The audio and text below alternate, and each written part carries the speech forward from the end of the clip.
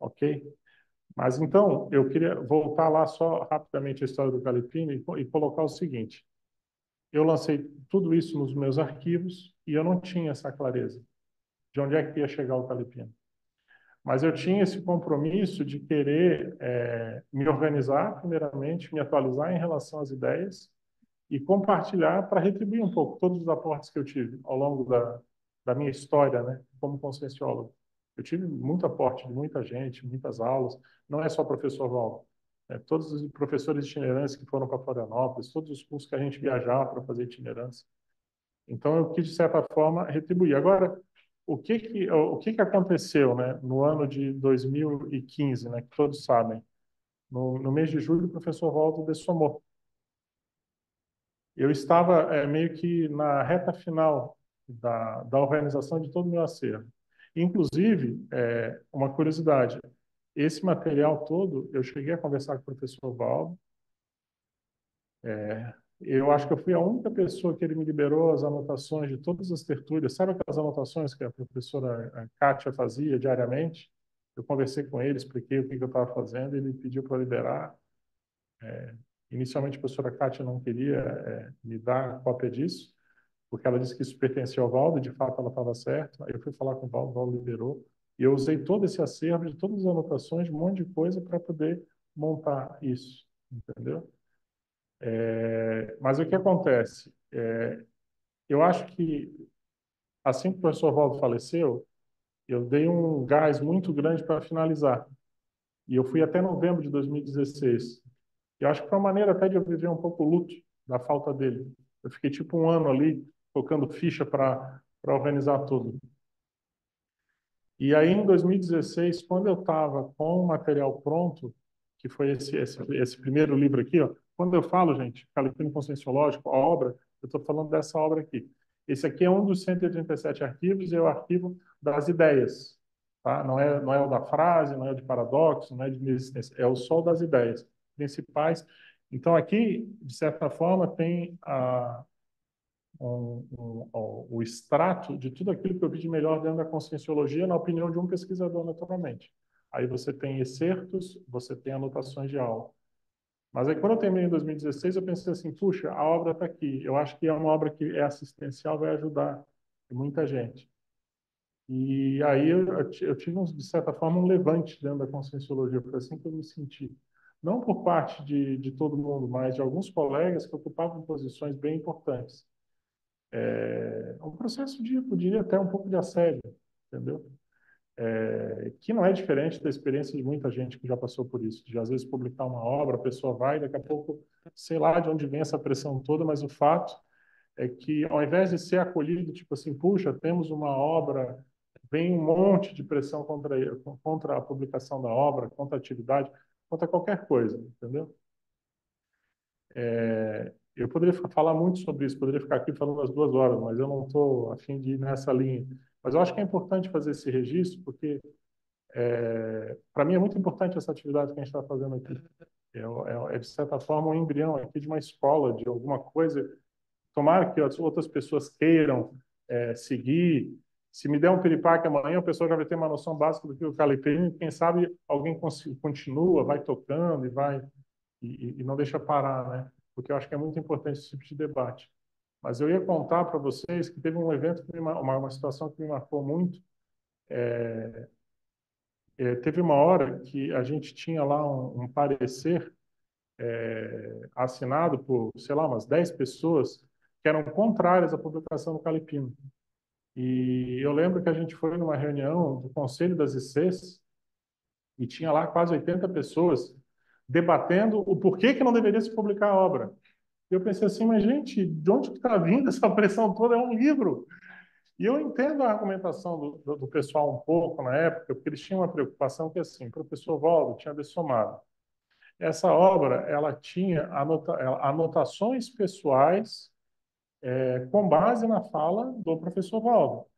Eu não queria colocar como sendo tudo ideia minha, porque ia ser uma espécie de estelionato intelectual, de eu chegar e pegar uma ideia de outro, até porque eu não tenho autoridade moral para falar determinadas coisas.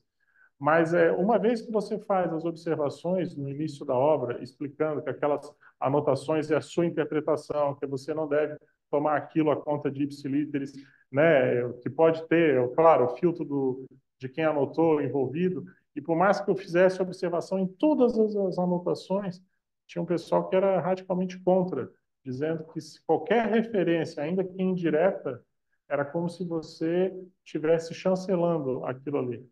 Mas eu sei dizer, gente, que assim foi um desgaste enorme. Eu fiquei nessa brincadeira aí uns 3 anos. É... Acho que esse trabalho consumiu muito, energeticamente, que se tivesse sido utilizado para a melhoria da obra, ela teria saído num outro patamar. Hoje eu tenho espírito crítico para dizer que essa obra aqui tem uma nota 7, 8. Se eu tivesse usado energia para melhorar ela, essa energia que eu despendi para poder publicar, talvez ela tivesse uma nota 9, né? Estaria mais dentro de um padrão melhor, né? Mas eu queria fazer esse registro, para mim é importante.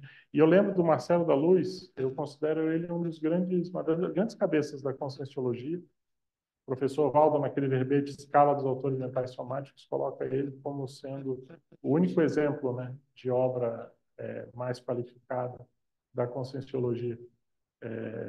E ele é realmente uma cabeça pensante, grande amigo.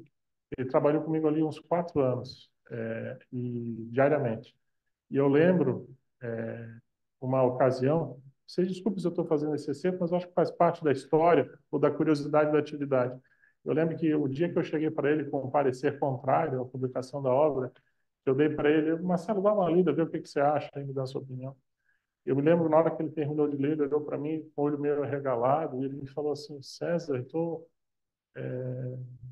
pasmo de ver como o pessoal não lê, não estuda, que é bem dentro daquilo que o professor Rocha trouxe. Porque dentro da escola, eu não sou um conhecedor profundo de filosofia, eu conheço pouco, né?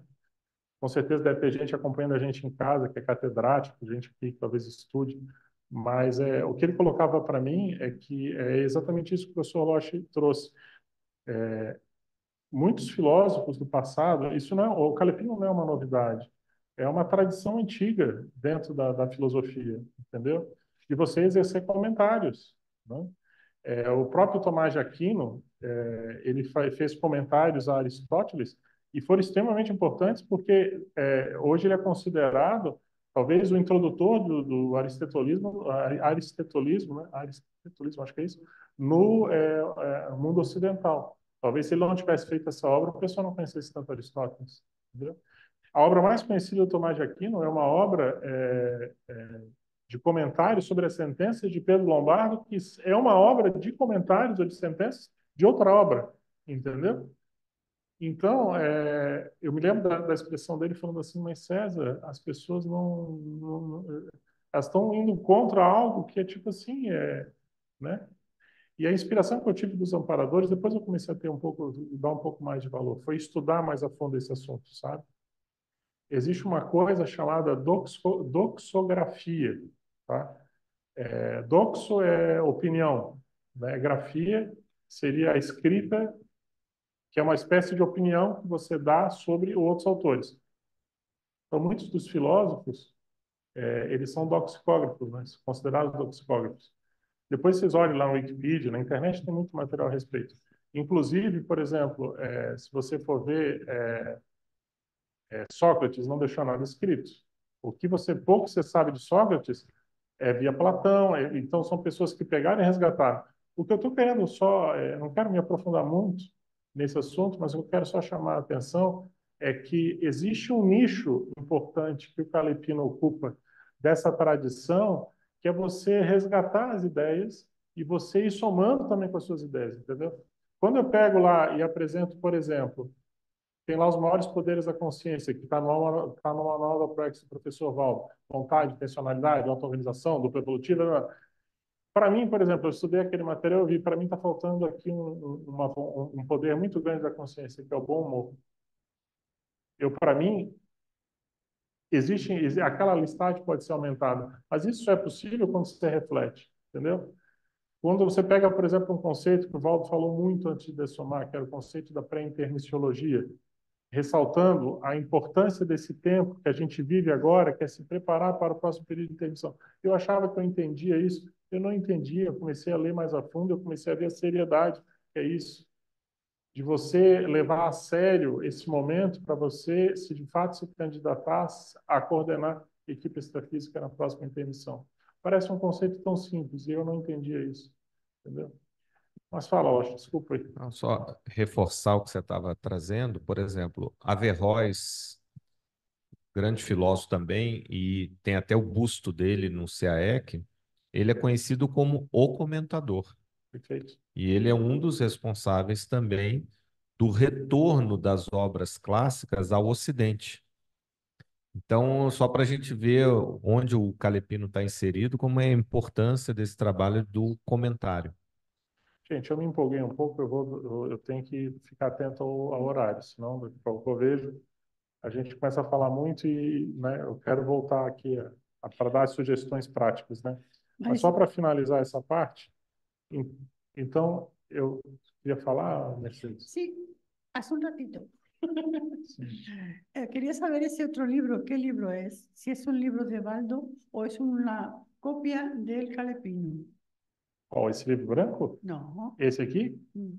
Esse é o tratado do professor Valdo, Homo Ah. sapiens e Urbanizados. Ya, Pacíficos. É Pacíficos, quer dizer. Esse Yo é o desde Pacífico. aquí no sé, Ah, é o tratado do professor Valdo. Obrigado. Mas, gente, porque é estaba isso. tan rabiscado ese, curiosamente. Isso. É. Ya. Mas, gente, assim, ó, eu lembro do professor Valdo comentar que o livro mais importante da vida de qualquer consim é o livro das anotações da vida dela. Então, eu acho que, de certa forma, é isso que a gente tentou fazer um pouco. Para mim, é uma espécie de síntese.